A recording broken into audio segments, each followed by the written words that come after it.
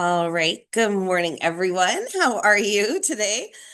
Today we're going to talk about doing our CMA. It's your secret weapon for closing a listing appointment.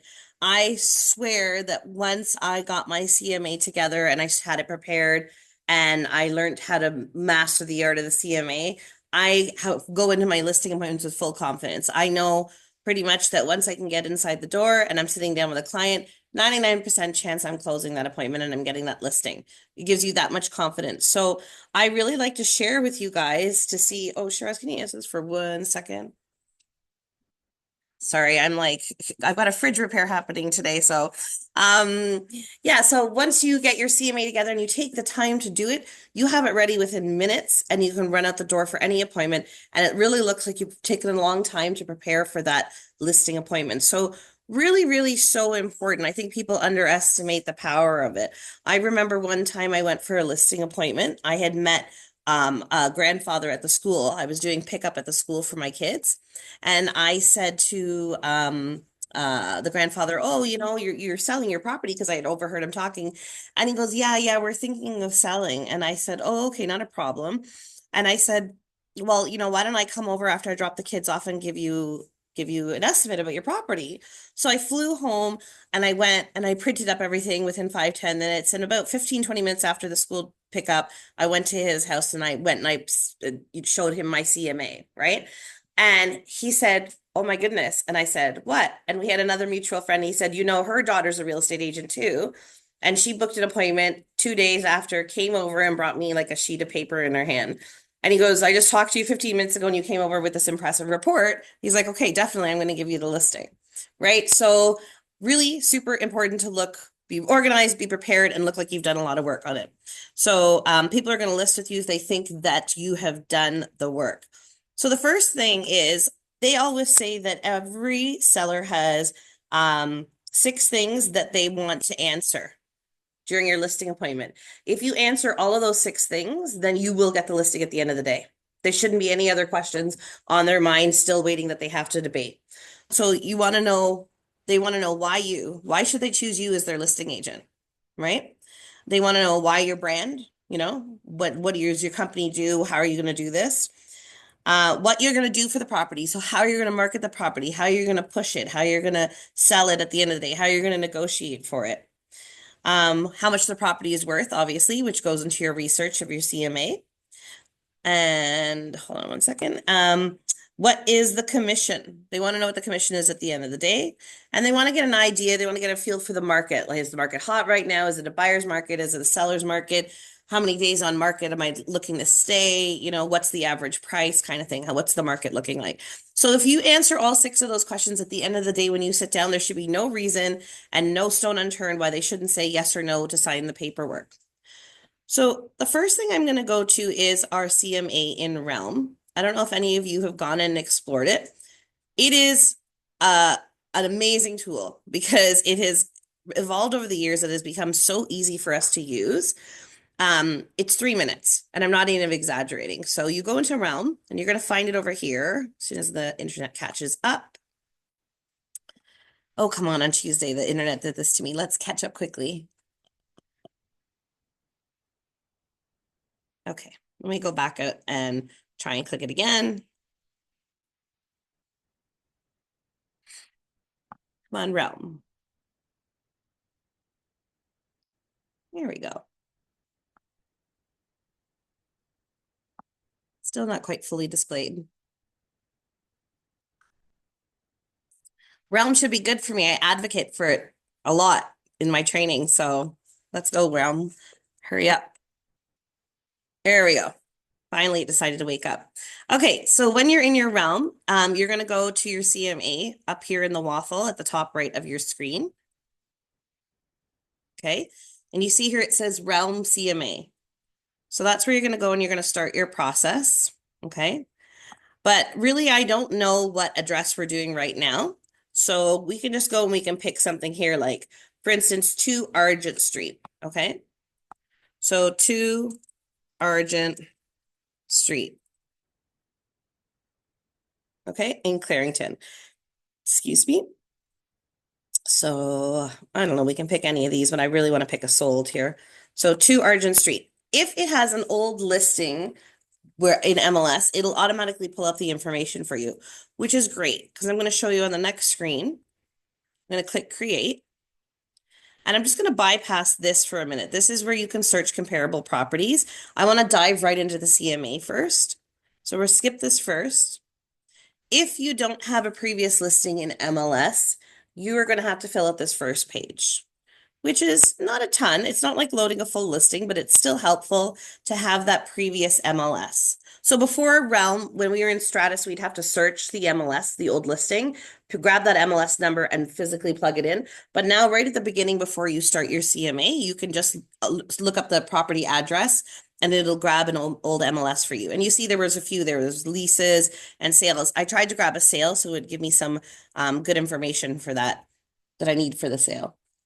Now, what you're going to want to go through is you have to be mindful. This could be a sale from 1989 because we have things going back to the 80s in our system.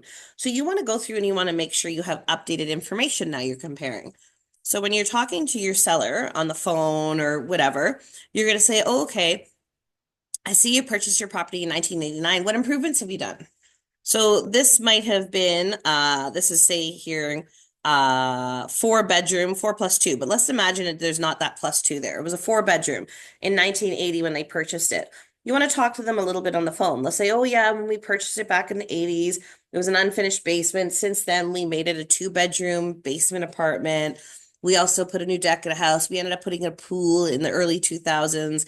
Whatever they've done over the years, because when you pull old MLS information, it's using that information from that previous sale. So be really mindful of it.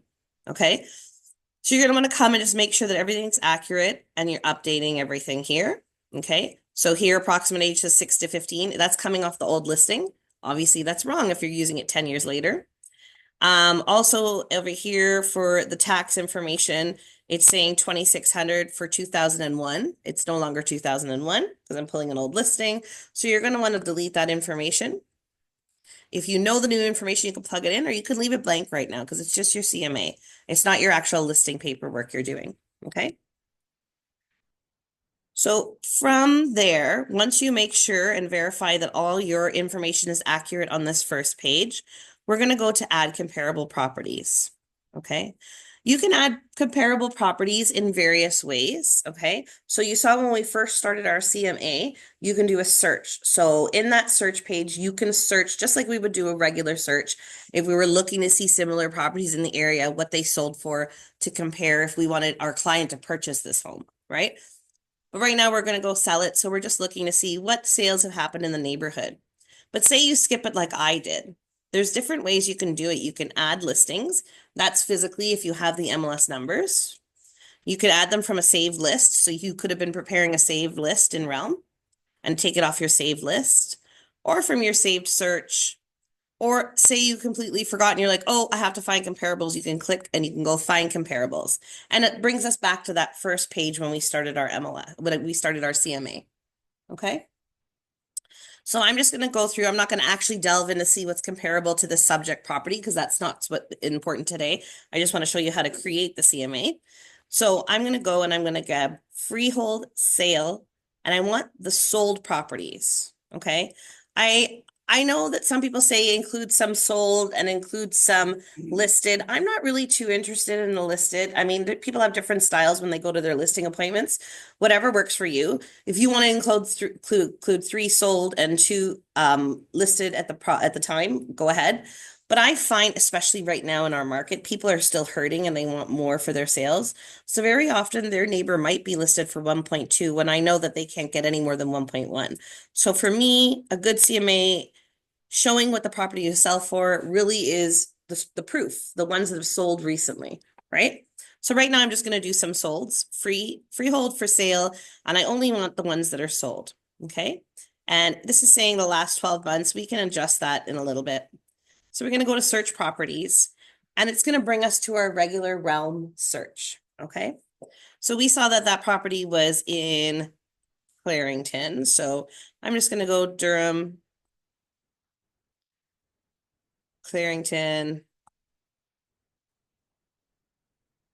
Bowmanville. Sorry? Yeah. Durham, Clarington, Bowmanville. Okay, and we saw it was a 4+2. So right now, I'm only going to look at 2024 and the beginning of 2025, see if anything sold last year or the beginning of this year. And I'm going to come down here and I'm going to pick 4+2 bedroom. Okay, it doesn't match any properties, so we'll just pick the 4 bedrooms for now.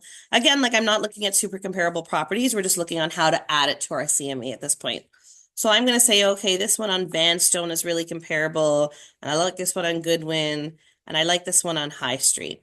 Okay, these are the 3 that I want to add into my CMA. So I'm going to come here to up at the top right where it says CMA. Sorry, I have Zoom windows in the way. I'm going to say add to comparables. Okay. So 3 properties added to CMA. If you guys see that pop-up that comes at the bottom, that means I can continue to search.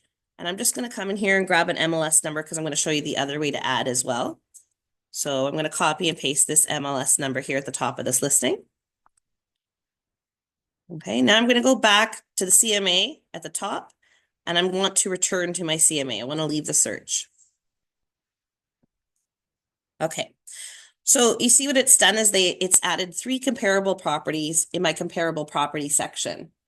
Then I'm going to realize, oh, you know what? I was looking at that comparable yesterday and I didn't grab it. I didn't put it in my report here. So let me just add it manually. I'm going to come here and I'm going to go add listings. And I'm just going to put in that MLS number that I grabbed there. Okay. And I'm going to add this one as well. So different ways you can add it to your CMA report, pull it from different areas. Okay.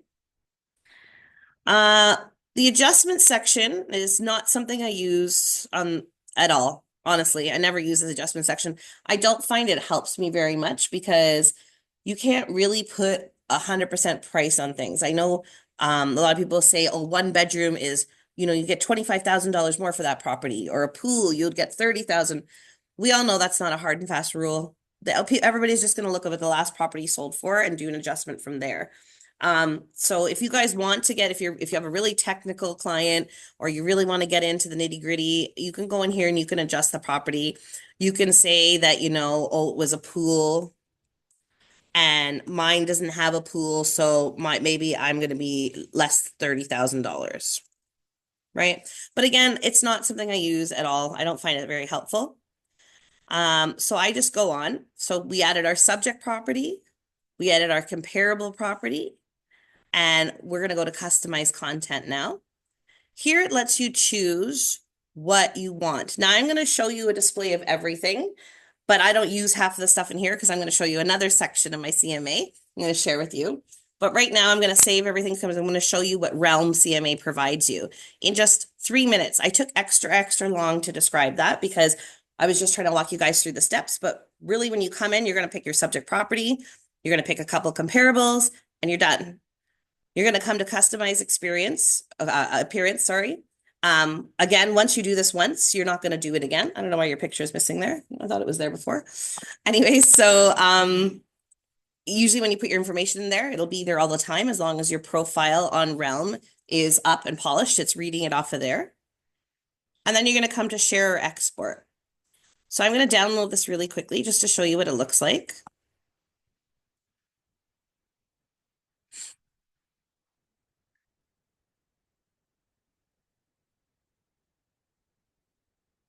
Realm has made it really even more simple than Stratus was. And when it was Stratus, it was the same thing. It might have taken a little bit longer, but it still spits out this beautiful report and it literally takes you no time. So there's no excuse not to be doing a report when you go out to your listing appointments. So subject, property, couple comparables, and Realm gives you this. Gives you this beautiful title page, table of contents, subject property details. Hi, how are you? Comparable property information, just a quick glance at it. Then it's going to give you comparable property list with the map, which is really great. Very often you're sitting down with your client on Main Street and you might say, oh, something sold on Smith Street. They go, I don't know where that is. You can pull out the map and show, oh, it's right in your neighborhood pocket. I only pick things in your neighborhood pocket to compare the property to. This is a quick view side-by-side comparison where you can kind of take a quick glance right across. So you can see it's all 4 bedroom, 4 bedroom, 4 bedroom, one kitchen in all the property. You know, they were all 55 by 53. You can see if I had actually picked comparable properties, it'd be pretty similar across the board. Nice way to glance at all of it. And then it goes into a little more detail about each property. So you can say to your client, Vanstone is really comparable because as you can see, the comments might say it's newly renovated and you just did a new renovation, or it has a 4-piece bath and 3-piece additional well-sized bedrooms, and whatever it says in the description a little more, it'll just, you can talk to your client about how similar or how different it is from their property and why they'll sell for that similar or different price, right? And then it goes into a little bit of price comparison, some charts. Again, you don't have to include all of this. You can choose before you come to this download part if you want to include all of those charts and stuff with the CMA.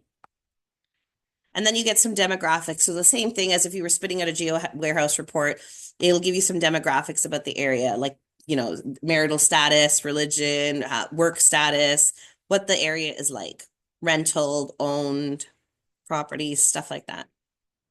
Okay.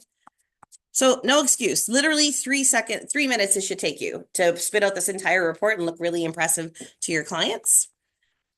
Now, what do you do on top of this? Okay.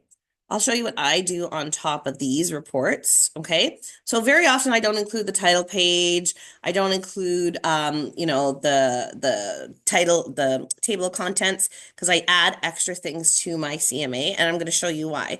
Remember, we were talking about what they want to say, why me, why your company, what commission you're going to charge, and all of that stuff. How do I answer those questions? So the CMA is answering the question of how much my property is worth. What is my property going to sell for?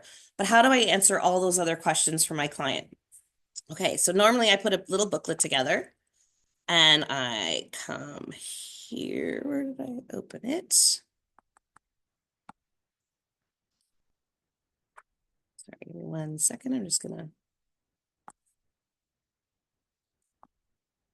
There we go. It was hiding. I'm gonna share again in case you guys can't see online there. Okay. So I have my CMA ready here, if you guys can see in my folder on my drive. Now, this is my older CMA that I'm sharing with you guys. It might not be up to date as far as my market report is, but it gives you guys a good idea. So I never include my title page because I always put a nice, pretty page on the front of my booklet.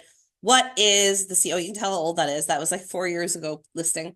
But anyways, what is the subject property right on the front of my nice booklet? And people always ask me, do you actually bring a booklet or do you show them like on your laptop or your tablet?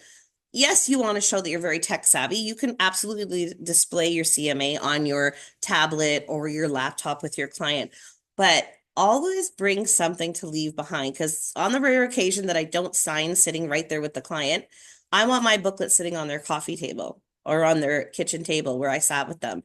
Because when they're thinking about which realtor to use, they look and they get reminded that I already did so much work for them. And I find that that really, really works, right? So I always put this on the front page of my booklet. Okay. And now I'm sharing my actual CMA with you guys. I always tell everybody you can 100% copy. I don't care. Full allowance to copy everything I have in my CMA, because you're not going to sit for the same listing appointment I am. And I hope you get the listing too, right? So this is always my killer when I sit down with my clients, and I find that I really have closed a lot of properties since I put this into play and I have it ready to go. So then I just put in a big title page there. Thank you, Mr. and Mrs. Kelly. You know what I mean? A little bit of my information at the front there. They don't want to look for my number. I don't want anybody to look for my number. I splash my face, my email, my number all over all my marketing material that I give everybody, because I don't want anybody going, oh, I can't find her number. I don't know how to reach her. Okay. And then we come into the why me. Okay. So I don't know if you guys have heard me over and over. We always say, there's 65,000 agents on the Toronto Real Estate Board. Only 4% of us are active. If you look at the stats, most of the ones who are active only did, I think it was 4 and under transactions in the year. So, I mean, if you're an active agent and you're selling, even though you feel like you're not doing a lot, you should check your stats on the board. If you're working full and you're, getting a few sales a year, your stats should be pretty good. So when I looked at this time, I can say two things I promise you. First of all, nobody outworks me. Okay.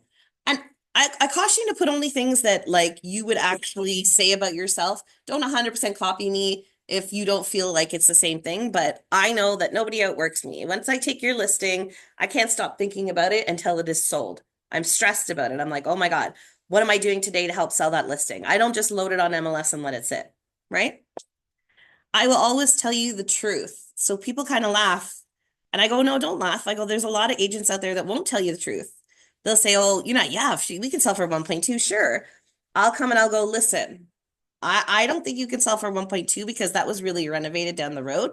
But we're definitely going to push for as high in the 1.1s as we can to get close to them. And I'm going to actively market it to try and to push it. I'm not going to tell you you can sell for 1.2 if you can't.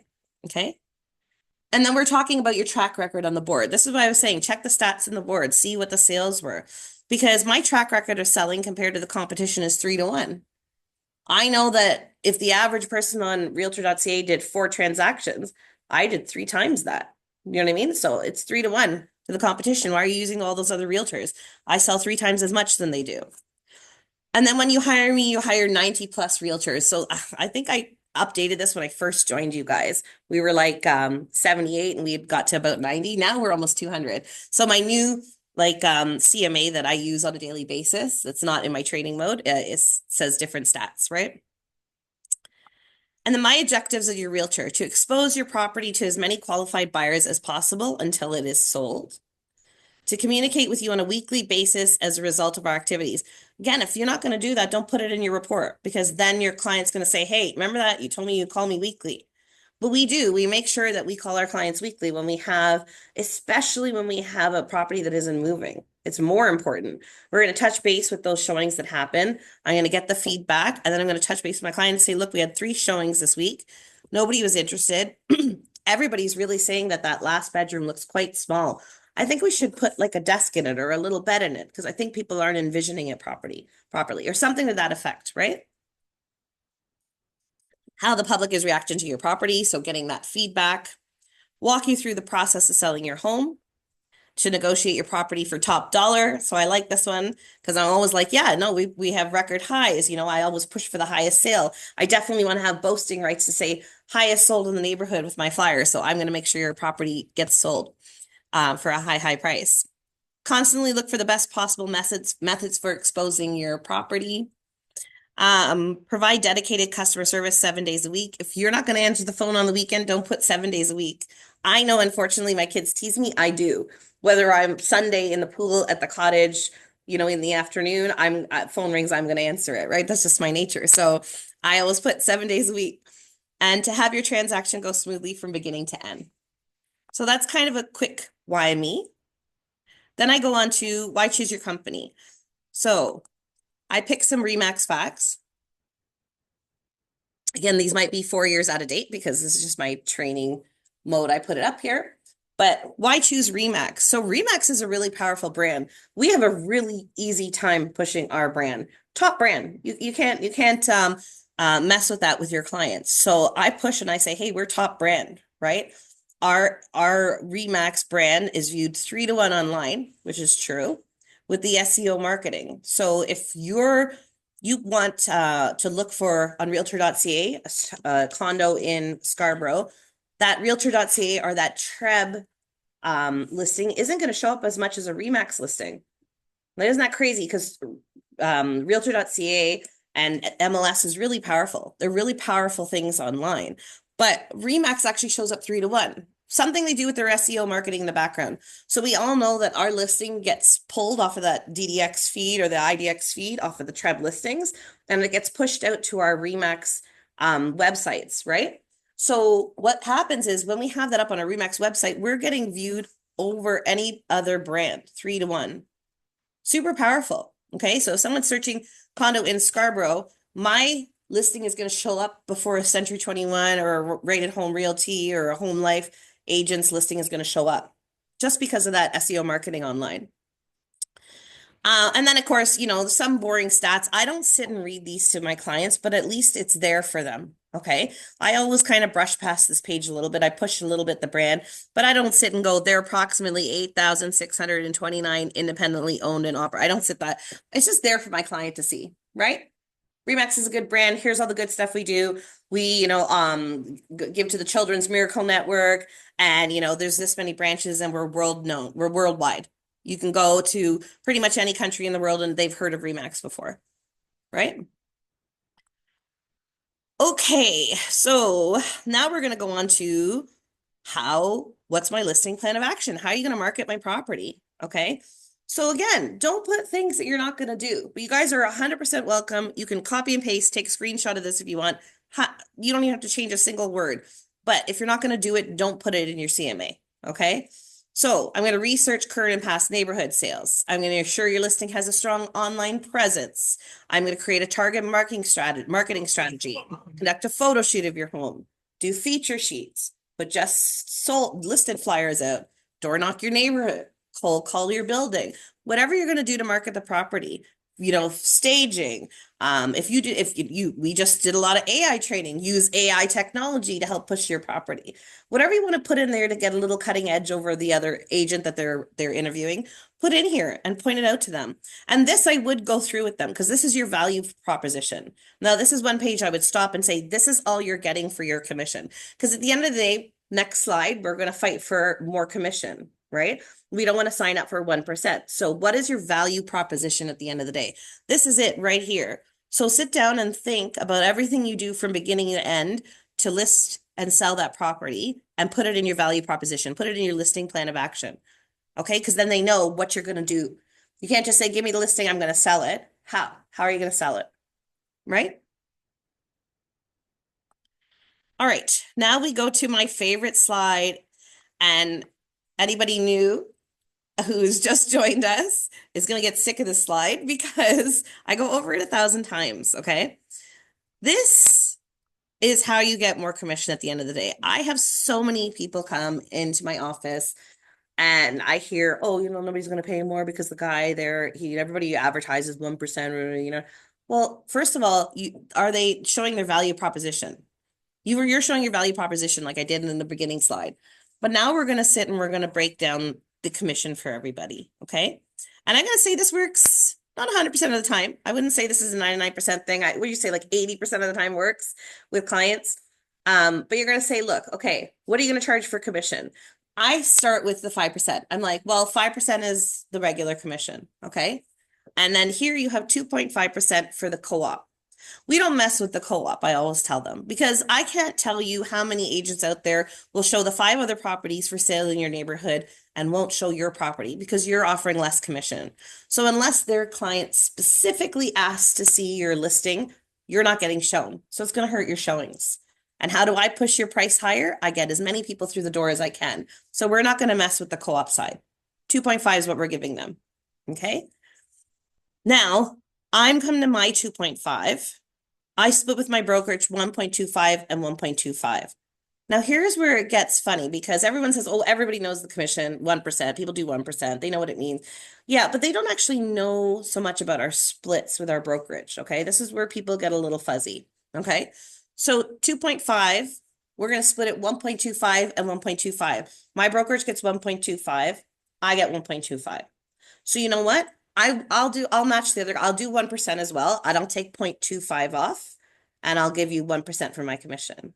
Okay. So where does that leave us at the end of the day? From 5. Did we get lost or we got it?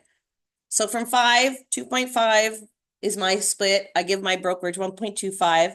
I take 0.25 off of mine.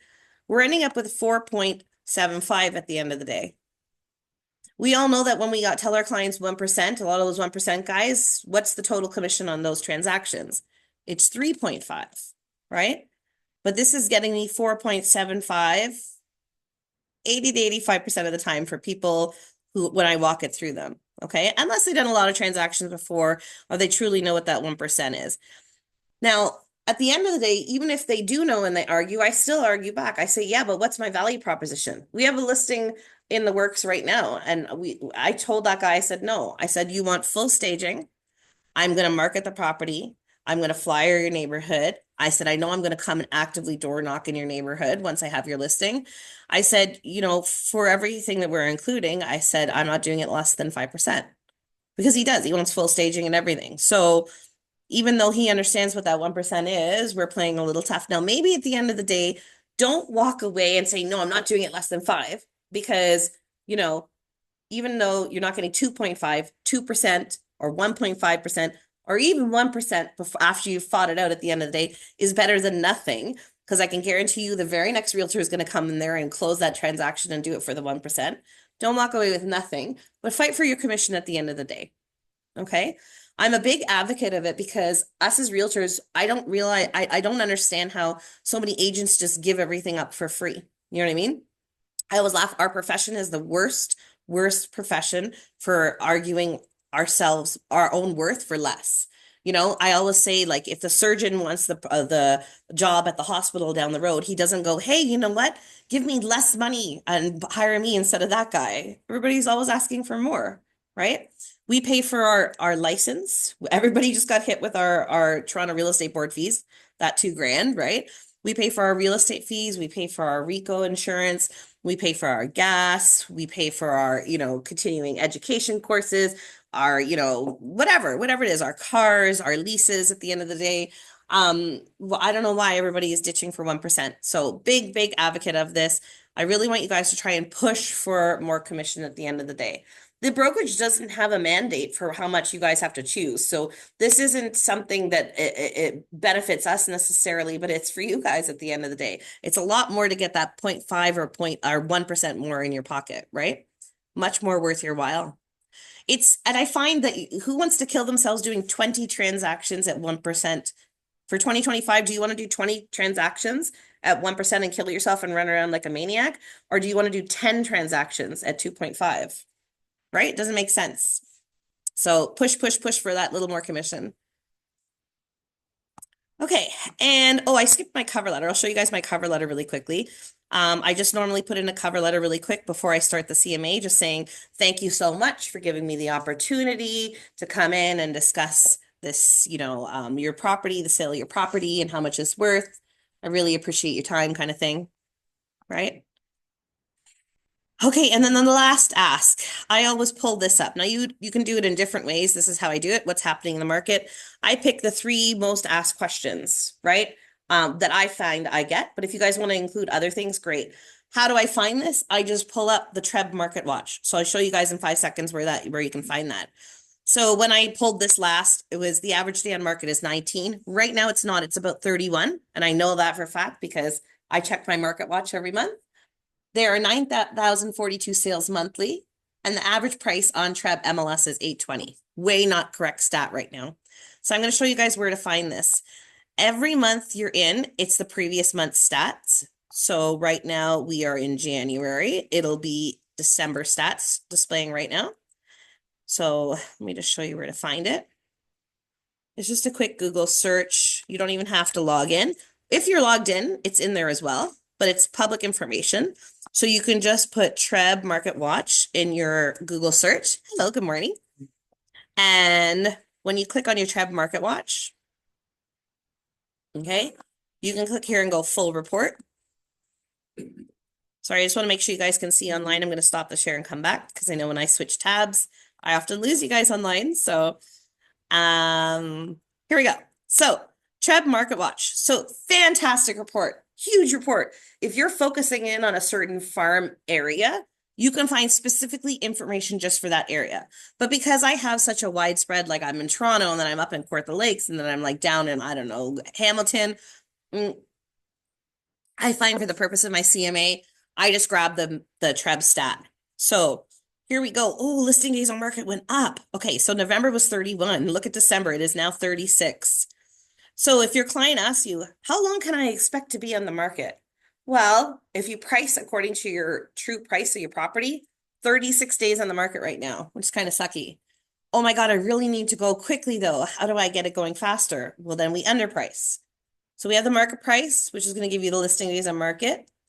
You underprice, you try to force that bidding war, you're going to shorten the days on market. And if if you have that client who wants to list 1.2, that the sales in the neighborhood are only 1.1, you explain this to them. Pull up the Treb Market Watch stats and say, well, I know you really need to be in your new job for March, right? The end of March, because you're starting April 1st, that new job, right? And how are we going to do that when we're going to be 36 days on the market plus? Because I feel you're overpricing your property. You want 1.2 and the sales are only 1.1. Sometimes it helps those people that really want more for the too much for their property to bring them down a little bit when you pull this up and show them. Average listing days right now is 36, right? And then the other two stats I pull there you saw are the sales. So what were the sales monthly? So I just grabbed 2024 over there, and then what the average listing price is on the Toronto Real Estate Board. Right now, 1.399209. But like I said, if you're farming a certain area, this report is like 60 pages. You can go in and you can go directly by region. They have it broken down by region. They have it broken down by district code, like W, if you're doing EO9, for instance, you have all the EO9 stats there. If you're only doing townhouses, it has it broken down by townhouses, has it broken down by freeholds, detached, right? Whatever. I'm not going to go too much over this report, but take a moment, Google this report today and take a look at it. See what stats you can pull off for your CMA and include those because people want to know what's happening in the market. They'll ask you that, right? So again, if you answer all those questions, if you say, why me? Why my brand? What you're going to do to market the property, your listing plan of action or your value proposition, how much your property is worth, what commission you're going to charge, what's happening in the market. By the end of that listing appointment, I guarantee you ask them, do you have any questions for me? They'll be like, no, not really. Great. Do you have a copy of your ID? This is my soft close. I'm giving you guys away my tricks here. I don't say, do you want to sign the paperwork right now? Because then they'll go, do I want to sign? No. I normally, in the midst of that conversation, do you have any questions? No. Great. Okay. Do you have a copy of your ID? Yeah, sure. No problem. Give me a copy of ID. And while I'm talking, I start filling out my identification record. Close your appointment. Close it at the end of this. When they have no questions, that's the hot point to close right then and there. Okay. Sometimes they might say, oh, but I'm interviewing other agents. And okay, how many other, it's a question you should have asked before your listing appointment. In my another training session, I always do that, how to plan for your listing appointment. But if they say that, okay, how many more do you have? I just have one more guy. Okay, you have one more guy. What do you think that guy is going to offer over this? I have everything here, whatever. You can pull up stats in the neighborhood, things to help you. But other than that, once you say to them, do you have any more questions? And they say no, you've answered it all. No problem. Close right then and there. And you better have your listing paperwork printed. I find that's a new agent thing. I went on a listing appointment. By the way, if you guys are ever nervous, I don't know who's new, who's not new online watching right now. Anybody, I'll go to your listing appointment with you. So I went not from this brokerage, but my last brokerage. I remember I went on a listing appointment with one of the newer agents there. And I got there and we got to the close and the person was like, yeah, sure, no problem. And we're ready to sign. And I looked at him and he goes, okay, no problem. I'll come back later with the paper. I'm like, no, no, no, no, no. I'm like, I have some in my car. I'll be right back. Always even if it's blank, keep the blank listing paperwork on you. That is the worst thing you can do is walk away when somebody's ready to sign. You're going to lose it because you don't know who they'll talk to, how their mind will change, what agent will come, call them, email them. And when you come back tomorrow with the listing paperwork, they'll be like, oh, sorry, I signed with somebody else, right? So make sure, aside from your CMA, you bring all that information, but you also print all your listing paperwork, right? Does everybody have any questions so far?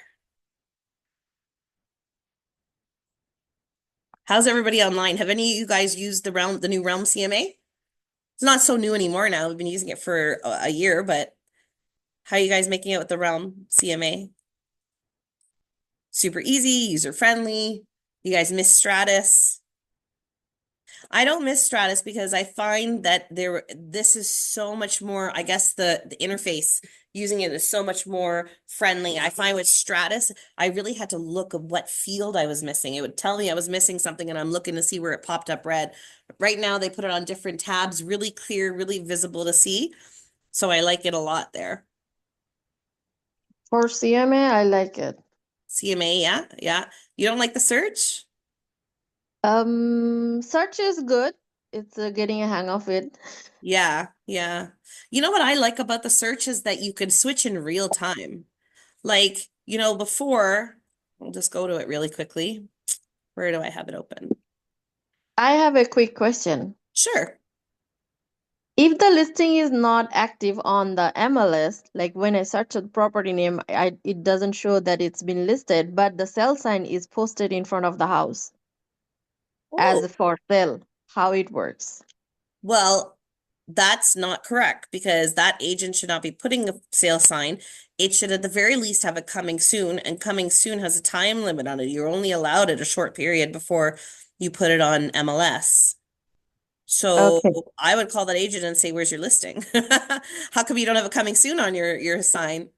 The Right? funny part is the neighbor is asking me, this listing was put it as a coming soon, and then now it says for sale, but we cannot find it realtor.ca because they knew me as a real estate agent. They were Yeah. asking me, can you find the listing for us? And I checked, I can't find it either. Call the listing agent. Call the listing Yeah. agent. Say, "Hey, what's going on?" You know what I mean? Okay. Because he might have been past his time, or maybe somebody called and said, "Hey, you're coming soon on too long," or maybe the coming soon blew off. Who knows, right? Yeah, find out what's happening because Yeah, now you're not it's allowed to put have up that. as a for sale. Yeah, right. It's like on Tuesday I was talking about the new Prop TX rules and the MLS rules. You cannot have a listing that's not available to show. So if you're advertising with a sign on your lawn and it's not on MLS and you can't book an Hmm. appointment to show it, you're gonna get fined. So you can't do that. That's why they put the coming soon in effect because you can put your sign in the lawn and the coming soon. And because a lot of agents, they knew that maybe they might get the listing, in the next couple of weeks they'll put it up, but they were putting the sale sign on the lawn, trying to double end before they were putting it up on MLS. So Treb stopped that and they said, no, you can't do that anymore, right? You can't put it up for 3 weeks before you actually load it on MLS and try to double end it because we know as soon as we put the sign up, we get all the calls, right? They said Hmm. you have to put it up with a coming soon. And then as soon as you're, ready to load it, you load it, you take the coming soon off, and then it's on. So at the coming soon, I forget off the top of my head, is it three? No, it's not 3 days, I thought. Only 3 days? I'll double check for you guys. I forget what it is, but yeah, you're only allowed to have the coming soon for a short period of time. It's not like you can put the coming soon on for 3 weeks. Just because you put coming soon on doesn't absolve you of the fact that you might still get fined or in trouble for having the sign in the lawn. It has to be showable. Oh, okay. Got it. Thank Yeah. you. So if you come in here, I'm just going to show you really quick. Where do you print your listing paperwork for the CMA? So you're going to bring it along with your CMA. You're going to put it all together. And I encourage you guys, take time today. If you're not doing a showing and you don't have a listing that you're loading and you're wondering where to find business, take time and invest in yourself and take a couple hours and prepare your CMA. Because like you see, you go in, realm CMA, you just put the subject property, the few comparable properties, 3 to 5 minutes, you're done that guts of the report. The rest of this stuff that I showed you with my picture and my logo on it, most of it doesn't change. So I just go in and I print that CMA. Why choose me? Why choose Remax? What's my listing plan of action? None of that's changing, but it's giving some depth to my report. And when I put it all together, it looks like a nice little report in a booklet, and I give it to my clients, right? Yeah, so I'm just gonna do a quick, this isn't a slope tutorial, but you're gonna come in here and you're gonna find out where your listing kit is and how to find the paperwork to list this property. If the internet wants to work with me, yes. Two, eh? Really short. See, they don't let you put it up too long. Within 2 days. So Shiraz was just looking up. I don't know if you guys heard that.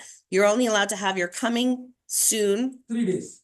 He said two. He looked it up. 2 days right now. Yeah, 2 business days. 2 business days, maybe by the third, it has to be live kind of thing. Either way you look at it, right? That's crazy. Yeah, how long did you have it up though before he got upset? Put it and came and he said, how long is gonna come in the minutes? I say next week. So he want to complain the week. Oh my goodness, people, man. Mhm. See, that's the thing. You guys, you have to be careful at the end of the day. Anybody can get away with anything. I have lots of agents saying, well, I always put it up for a week or two and nobody says anything. You know, Treb and Rico note actively, there's so many agents, there's 65,000 of us on the Toronto Real Estate Board. They don't actively go out looking for things. Yeah. The way we get in trouble is if somebody complains about you. So it's all 65,000 of us looking at that guy going, hey, that guy can't do that. I'm going to call Treb or I'm going to call Rico, right? Yeah, no job. So that's where you have to be careful because it's other people. Yeah, it's the neighbor is asking me because they want to complain because they saw that the coming soon sign for like more than weeks. See? And it's 2 days, Sadia, that they're allowing it. So it's like, Yeah, so now they are asking me because they know me that I do real estate. They're asking me where to complain and what's the like why it's not in the system kind of stuff. crazy.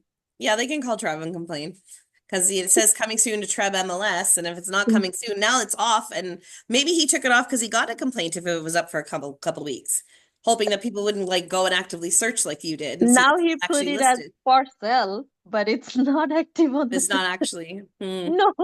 Strange, strange. And they have a very nosy neighbor. There you go. There you go. So, oh my goodness. So yeah, anyways, don't forget your listing paperwork. Come into your SkySlope form. All the kits are there. So when you go create, let me know, any of you, if it's not working, because SkySlope did have a little bit of a glitch there, but I've loaded everybody on. If you ever go into SkySlope and have trouble, you can call me. But as you see, when you come into your kits here, there's nothing at the bottom.